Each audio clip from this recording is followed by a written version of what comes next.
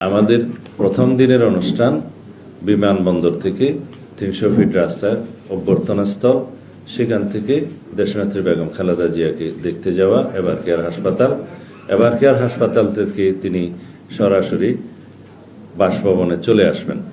তখন বিমানবন্দর সড়ক হয়ে কাকলের মোড় হয়ে গুলশান ২ নম্বর হয়ে তিনি বাসভবনে চলে আসবেন। ২৬ তারিখ শুক্রবার বাদ জুম্মা তিনি বাসভবন থেকে রওনা হয়ে প্রথমে শহীদ জিয়ার মাজার জিয়ারত করবেন এবং সেখান থেকে জাতীয় স্মৃতিসৌধে তিনি শ্রদ্ধা জ্ঞাপন করতে যাবেন। এটা ২৬ তারিখ। ২৭ তারিখের প্রোগ্রাম আপনারা পরে জানবেন।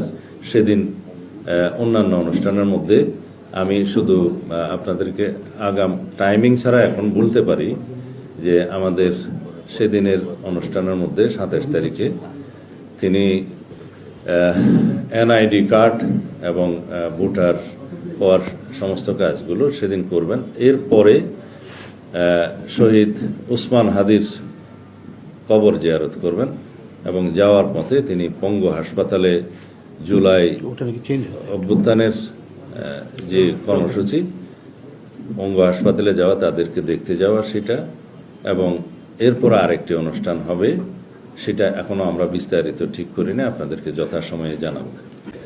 ২৬ তারিখে বাদ জুম্মা তিনি বাসভবন থেকে রওনা দিয়ে প্রথমে শহীদ জিয়ার মাজার এবং সেখান থেকে জাতীয় স্মৃতিসৌধ শ্রদ্ধা জ্ঞাপন, এইটুক ২৬ তারিখের অনুষ্ঠান।